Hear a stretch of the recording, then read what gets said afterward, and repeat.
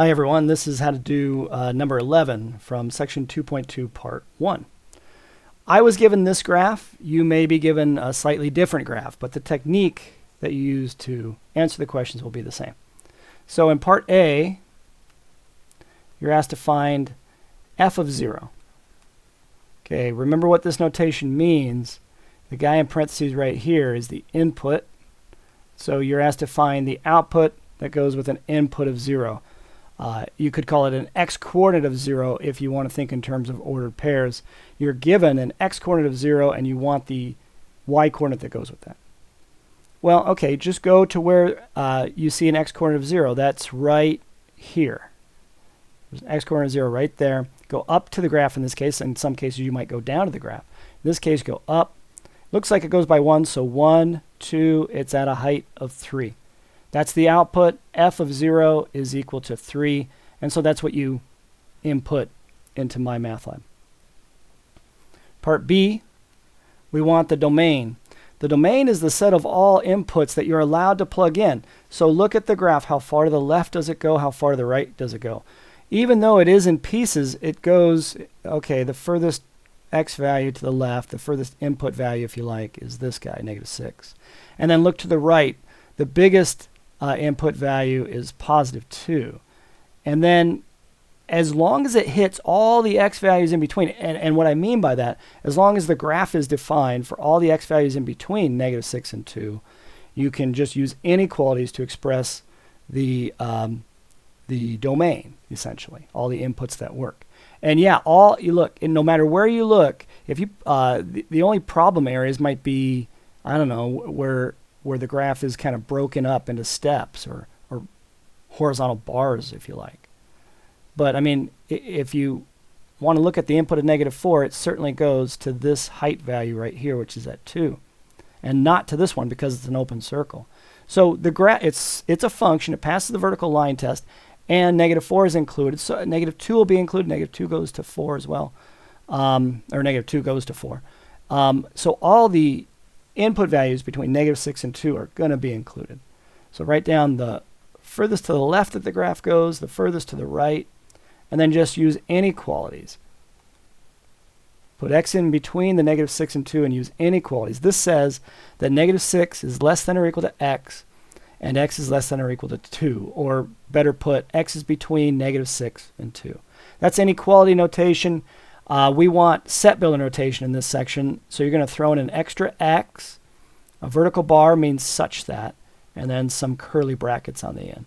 And you read this as the set of all x. The vertical bar means such that, set of all x such that x is between -6 and 2. And the or equal to parts on the inequalities just mean that the endpoints are included. -6 is included, 2 is included. Or the end values are included if you don't want to talk about points. Part C, we want any x values for which f of x equals 3. Okay, well, okay, if you think about it, f of x equals 3. 3 is the output here. So you want all the input values that correspond with output values that are at heights of 3, or a height of 3, that is. So, okay, well, go back to the graph. Let me erase all this extra stuff. Go back to the graph. Go to a height of 3. Oh, look, this entire bar is at a height of 3. So every x-coordinate of every point on this bar would correspond to an input that works, would be part of the answer to the question in part C. So how do we write every x value? Look, it goes from -2, not including -2. This bar goes from -2, x value-wise anyway, from -2 to 0, including 0, not including -2. So we're thinking in terms of x values that make up the points that make up this bar on the graph. Oh, so write down the left-handmost x value, -2. Write down the right-handmost x value, 0. Now -2 doesn't satisfy this. If you look at the graph and you plug in -2, it actually goes to a height of 4. So we're going to make inequalities much like we did in part B. X is going to be between these values, but not including -2. So say -2 is strictly less than x. But then because of the closed circle here, 0 is included. So less than or equal to there. And then you could use set builder notation to express that. The set of all x, vertical bar means such that x is between -2 and 0, not including -2, including 0. There we go. That's part C. And then part D, it asks for the range. Think, how low does it get? How high does it get? The range is all the outputs on the graph. Well, if you look at the bars, there's only 4 bars, and they're at distinct heights. This one's at a height of 2, it looks like. This one's at a height of 3. This one's at a height of 4. This one's at a height of 5. So we're only going to have 4 outputs. 2, 3, 4, 5. This one's at a height of 2. This one's at a height of 3. This one's at a height of 4. This one's at a height of 5.